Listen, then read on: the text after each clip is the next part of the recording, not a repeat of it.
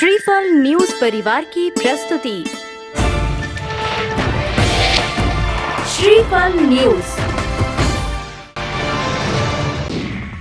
सुगंध दशमी पर महकी धर्म की खुशबू। मंदिर मंदिर धूप खेने पहुंचे श्रावक। झांकियों और मंडल जी से दिए धर्म संदेश। पर्युषण पर्व में सुगंध दशमी या कहे धूप दशमी का दिन विशेष है और कल देश भर का जैन समाज अपने इसी पर्व को मनाते हुए मंदिर मंदिर धूप खेने पहुंचा। अपने शहर के अधिक से अधिक मंदिरों के दर्शन कर वीतरागी प्रभु के समक्ष कर्मों की निर्जरा की भावना लिए धूप चढ़ाने श्रावक आए और कहीं झांकी तो कहीं मंडल विधान के संदेशों को देख अभिभूत हुए। सुबह से ही मंदिरों में धूप की सुगंध बिखर गई और देर रात तक दर्शनार्थियों का तांता लगा रहा। मंदिरों में भी भक्तों हेतु संपूर्ण व्यवस्था की गई। बच्चे बूढ़े सभी उत्साह के साथ धर्म लाभ ले रहे थे। तिलक नगर से अल सुबह 26 बसों द्वारा श्रावकों ने मंदिर यात्रा प्रारंभ की, जिसमें 55 वर्ष से अधिक उम्र के श्रावक ही सम्मिलित थे। पूरा माहौल धूप की सुगंध से महक रहा था। उज्जैन में बनाई गई घी की प्रतिमा। धूप दशमी पर सजी झांकी में उज्जैन के फ्रीगंज में 75 किलो घी से भगवान पार्श्वनाथ की प्रतिमा बनाई गई। नारियल की रस्सी, सूतली और लकड़ी के साथ घी से बनी यह प्रतिमा 150 किलो की है। अहमदाबाद की हंसाबेन राजपूत ने अपने सहयोगियों के साथ इसे 6 दिन में तैयार किया है। प्रतिमा को बनाने के लिए पहले घी को उबाला गया। जब घी मक्खन जैसा होने लगा तब हाथों से भगवान पार्श्वनाथ की प्रतिमा को आकार दिया गया। उनकी धर्म में आस्था और श्रद्धा का ही परिणाम है उनकी यह कला। ब्यूरो रिपोर्ट, श्रीफल न्यूज, पत्रिका से साभार। खुदाई में निकली पार्श्वनाथ की प्रतिमा। पर्युषण पर्व के दौरान अतिशय होते ही हैं। पलवल, हरियाणा में श्री नितिन जैन के घर की खुदाई से 1008 पार्श्वनाथ भगवान की अलौकिक प्राचीन प्रतिमा प्राप्त हुई है। यह प्रतिमा अपने में अनूठी है। इसके फंड की संरचना भी भिन्न है। ब्यूरो रिपोर्ट, श्रीफल न्यूज। दीक्षार्थियों की निकली बिनौरी।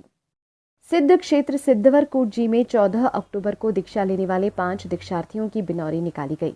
दीक्षार्थी वीरेंद्र जैन, ममता जैन बड़वाह, कुमारी उषा जैन सनावत, सिद्धकरण जैन टोंक, विजयश्री जैन बड़वाह को जिन मंदिरों के दर्शन उपरांत आचार्य श्री से आशीर्वाद लेकर घोड़ा बग्घी में बैठाकर धूमधाम के साथ सभा मंडप तक लाया गया, जहां समाजजनों ने गोद भराई की। उन्हें हार फूल पहनाकर स्मृति चिन्ह भेंट किए गए। महिलाओं द्वारा धार्मिक भक्ति संगीत कार्यक्रम किया गया।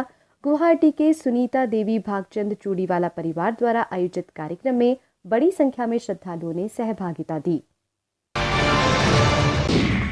मुंबई में गोद भराई।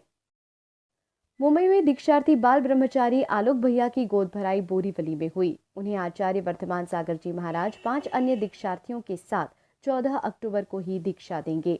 धर्म पथ पर आगे बढ़ने की चाह रखने वाले संयमी जीवों के मान सम्मान के प्रतीक स्वरूप समाज में गोद भराई की रस्म निभाई जाती है।